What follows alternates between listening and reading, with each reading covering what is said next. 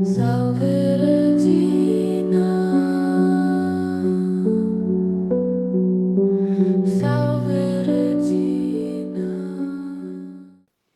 മിശിഹായ്ക്ക് സ്തുതിയായിരിക്കട്ടെ.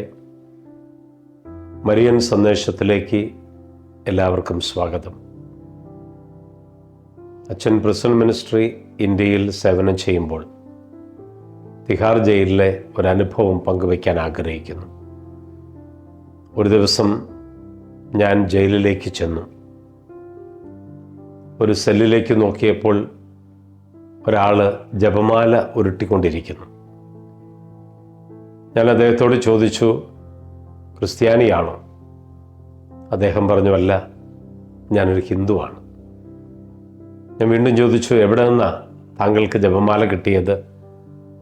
എങ്ങനെയാ പ്രാർത്ഥന പഠിച്ചത്? അപ്പം അദ്ദേഹം പറഞ്ഞു, വോളണ്ടിയർ സിസ്റ്റർ എനിക്കൊരു ജപമാല തന്നു. ജപമാല അടങ്ങുന്ന ഒരു പ്രാർത്ഥനാ പുസ്തകവും തന്നു. എന്നിട്ട് എന്നോട് പറഞ്ഞു, ജപമാല ചൊല്ലി പ്രാർത്ഥിക്കുക. അത്ഭുതം തരുന്ന ഒരു അമ്മയുണ്ട്, പരിശുദ്ധ ദൈവമാതാവ്. ആ അമ്മയോട് പ്രാർത്ഥിച്ചാൽ നിനക്ക് ഈ ജയിലിൽ നിന്ന് പുറത്തു വരാൻ സാധിക്കും. മാതാവ് നിന്നെ സഹായിക്കും.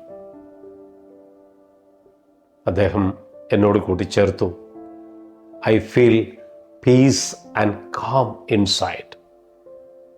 When I say rosary, I feel like someone took away my burden.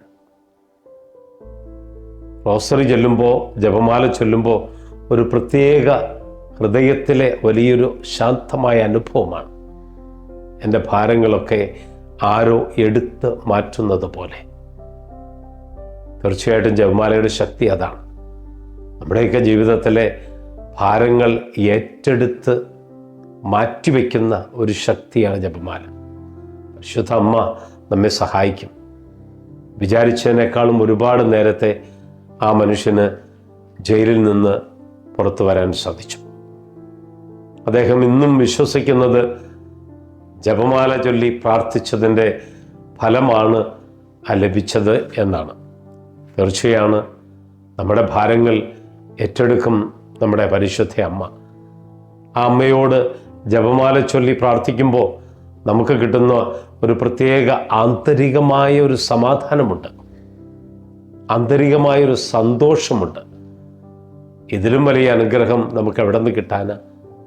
അതുകൊണ്ട് ഈ ഒക്ടോബർ മാസം എത്രമാത്രം ജപമാലകൾ ചൊല്ലി പ്രാർത്ഥിക്കാമോ അത്രയേറെ ജപമാലകളിലൂടെ നമ്മിലും നമ്മുടെ കുടുംബങ്ങളിലും ഈ ഒരു അനുഗ്രഹവും ഈ ഒരു ശാന്തതയും ഈ ഒരു കൃപയും നമുക്ക് ലഭിക്കുമെന്നുള്ളതാണ്. പരിശുദ്ധ ദൈവമാതാവ് ജപമാല രാജ്ഞി നമ്മെ എല്ലാവരെയും അനുഗ്രഹിക്കട്ടെ. ആമേൻ.